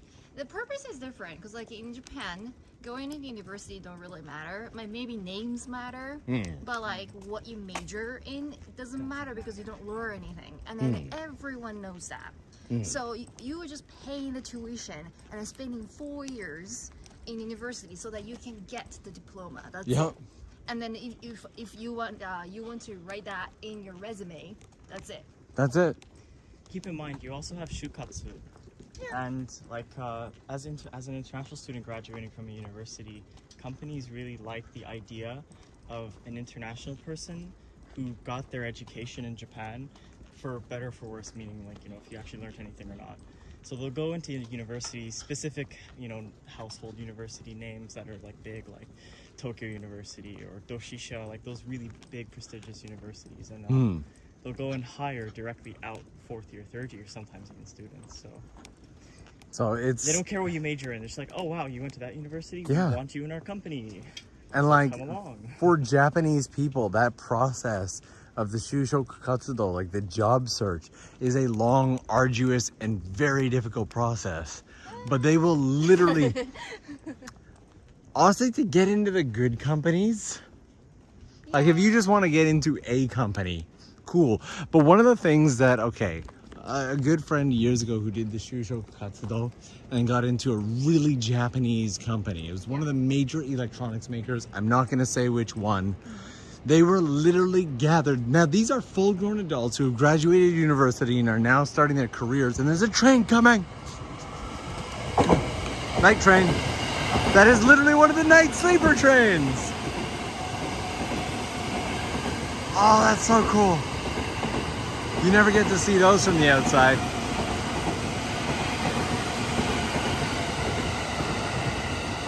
Oh, that is so cool. You can see the people in their pods, eh? Yeah. That's a night train. That's a Like, night you can train. sleep in. You can sleep in it.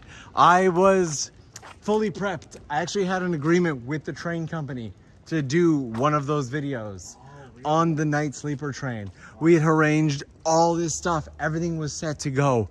And then I had some stuff happen. It ended up pulling me away from like YouTube and projects for a little while. And when I came back, like 8 other people had released videos about the sleeper train. And I was just like, it's done, you know? Like, yeah, I still want to like go and do it sometime, but like, it's not the unique, exciting like topic that people haven't seen, you know? I'm not bringing anybody anything new. I'm regurgitating. I saw a bit of a spark of Densha Otaku in there. Little train nerd. Hey, you don't need to insult people, okay?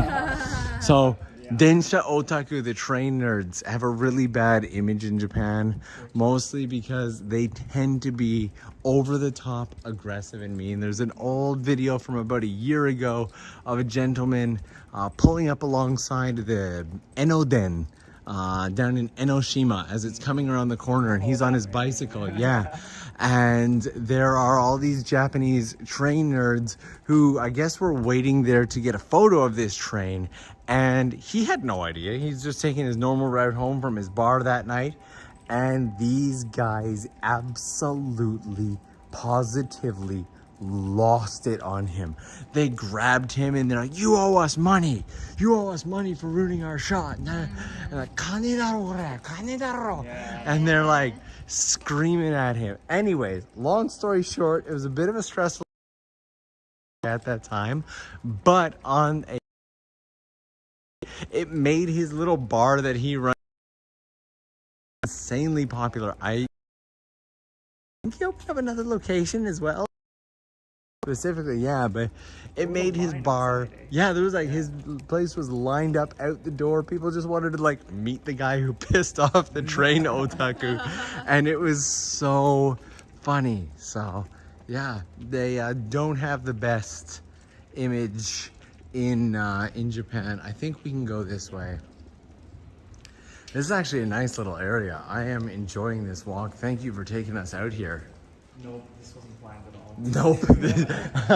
I say thank you for taking us out here, and you greet me with a nope. Nope. Wow. So yeah, train otaku. So I was in the middle of saying something when that train came up, and I don't remember what it was. It was about you were invited over to do a video on the night sleeper train. No, before the train. Job hunting. But, oh yeah, the job hunting. There we go. So, a friend who got a job at a major Japanese electronics company said that there were like something like 200 or 300 people hired all at once. Yeah. Okay, and what they did is they put them all in elementary school chairs and desks. Because okay, I'm gonna insult. Like when they. So the thing is, and I know what you're gonna say, and you're not wrong, the goal is to remind them that you're at the bottom again. This is where you start. Yeah. And they were literally told that.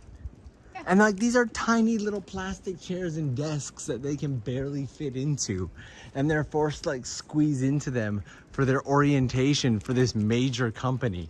And I think that's very, very revealing towards how likely the rest of their careers and lives went. Also, like from company's point of view, Ah. hiring of freshly graduated students is a waste of money. Okay. Because they're not. Super positive. I love it. Let's keep going. Let's keep going on this The thread. reason why they're hiring like 300 people is that anyway, half of them will be gone by the next 6 months. Uh, They're gonna quit, and then they have no idea what they're doing, and then the first 6 months will be just training, right? well, one of the most expensive things that you can do as a company is to bring on a new staff and train them. Yeah, but like if they have job experience beforehand, then they know how to use Excel. They know how to use Word documents. Japanese university students, mostly, they don't. Yeah, besides the baitosaki, like there's not much hands-on working experience. Yeah. But like you have to pay the salary monthly Yeah. payment, and then And you're literally paying them to learn. That's the thing, right? like if you have 4 years to go to university, then learn something. But that's not Japan, apparently. Yeah. Absolutely. Loving the positivity tonight. Like, it's refreshing more than anything. Feeling great. Because I didn't go to Japanese university. And No, you On didn't. purpose. You see, Sherry is one of the few that escaped the country of Japan and did her university where? America, Yeah, where? Missouri. Yeah. She literally went to Misery. Because like, look, I spent a year in Hawaii. Hawaii is technically Japan, right? Well, high school was kind of tough because like I skipped a grade and graduated within just 1 year. But Just throw it casually out there. drops that in there. Wait, is this not where we just came from? This is where we just came from. This is literally the road we just walked down. That is where we jaywalked. I recognize it. Yep. Okay. yeah. I see what now I see why I'm like, thank you for bringing us here. And Callum's like, nope, I do not accept that praise. That is fine. That is fine. We're near a river. Kamogawa is also a great night spot for that sort of night drinking life. Kamogawa is a great spot. Also, I'm just realizing the chat just brought up the fact that it is 1 o'clock in the morning. How is it still 29 degrees at 1 o'clock in the morning? Like, it is so humid right now. Like, did you see that fish fly through the air a minute ago? That is how humid it is. It's a goldfish just floating by. Kyoto is much hotter than neighboring Osaka and Kobe by virtue of the fact that it's surrounded by mountains. Yep. And it has this sort of bowl effect. So you don't get much of a breeze. The heat just festers and sticks and doesn't clear out at night. And it's just awful in the summer in Kyoto compared to the neighboring cities. Honestly, it's one of the reasons why I avoid this place, but count is dropping. At night it's calm. At night it's alright. Yeah, it's not too bad, but Calum's dropping true, honest Kyoto knowledge and fun facts right here. And the fact that because of facing the ocean, bordered on 3 sides by mountains, Kyoto just becomes a bowl for humidity. That's it. Surrounded by oceans on 3 sides.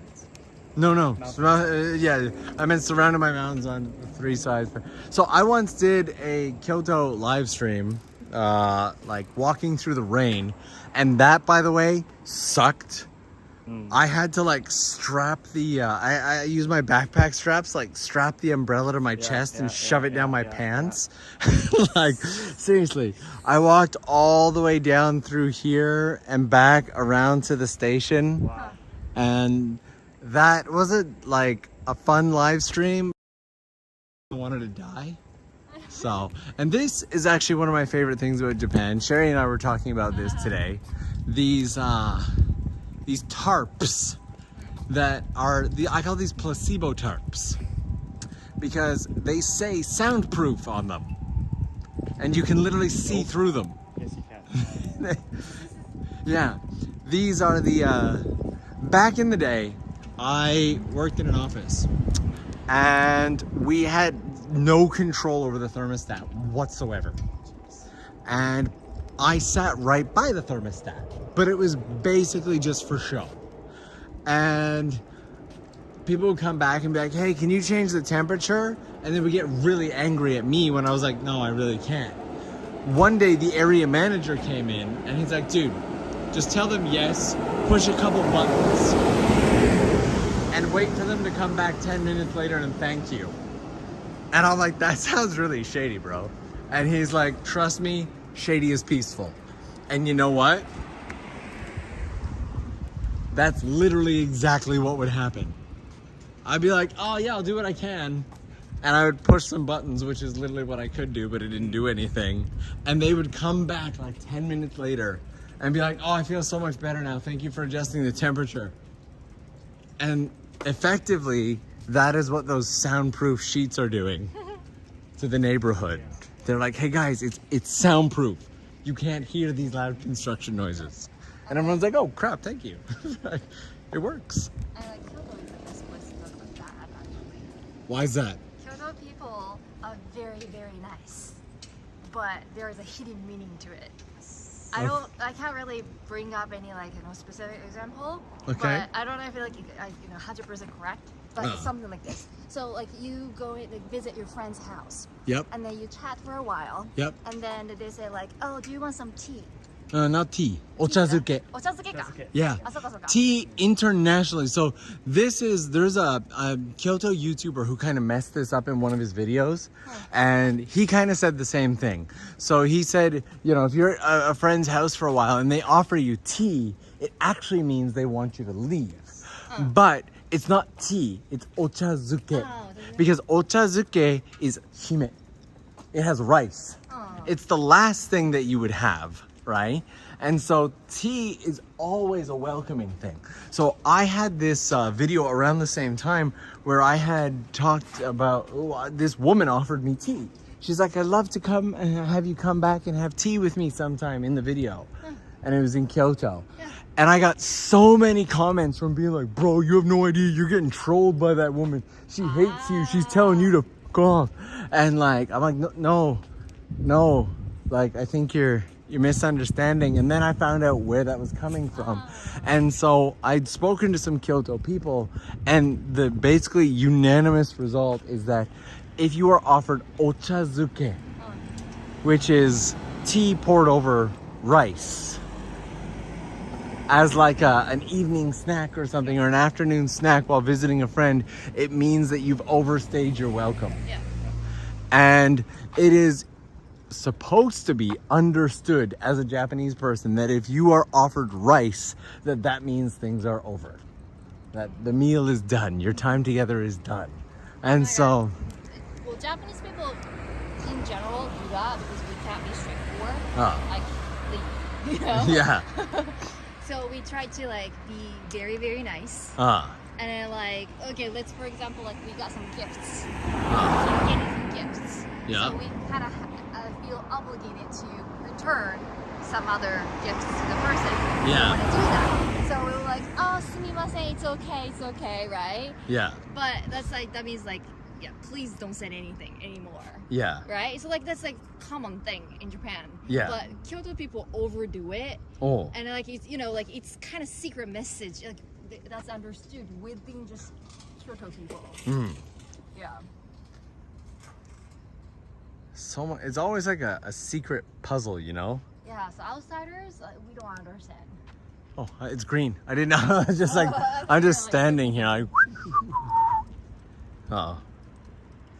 Yeah, it is, it's definitely a bit of a different world. There was another one I was going to mention, and then suddenly I feel like I had to sneeze. And it really distracted me a lot. Daniel and Yuka in the chat. Yeah, Daniel and Yuka are in the chat. They came out to hang out with us at the Tokyo meetup that we did. That was a ton of fun. By the way, Callum, I don't know what your Tokyo schedule, like your Tokyo goable schedule looks like. In the fall, we are going to be having another meetup. Without any spoilers, did you see the recent Patreon live stream that I did? Yep, I did. I saw it. And, well, I watched the whole thing.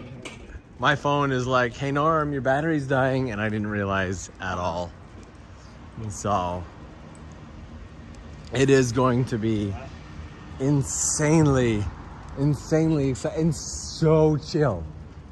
It's been, yeah. And this time we can have drinks and collapse. Please don't collapse. So there is so much to look forward to.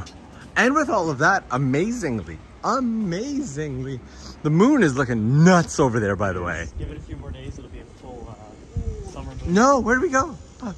Why are you hiding? I'm trying to show people. I gotta come all the way back here like some kind of dope. All right, so we can zoom right in on that. Look at that moon. Look at that moon. That's a cool moon. And with all of that being said, we've actually kind of worked ourselves back to the area of Kyoto Station. We have done a beautiful loop, and that was the goal for tonight. This has been an absolute blast. I want to give a huge thank you to everybody who took the time to watch tonight. Do me a favor, do me a personal favor. Take a look at this. This particular Mikoshi is a boat. His name is Bob the Boat. It is spectacular. And I would love you to leave some comments about Bob the Boat when this live stream goes live. Both myself, I guess both. It's not really both because it's three. Myself, Sherry, and Callum are all going to be hanging out in the chat. So in the comments, man, I just don't speak the English anymore. That's what time it is. It is no longer speaking English o'clock in the morning. We are gonna go enjoy a drink or two together. Please leave us something in the comments. Would absolutely love to see you there. If you are new and if you want to come and hang out with us and spend some time, this is your personal invitation to join us over on the Patreon side of things as well. To every single one of you who joined today, including our guests, especially our guests, thank you very much. And you guys know I will see you again, most likely in the next couple of days in Tokyo for another live stream, aka real soon. Have a good one, everybody. Bye-bye.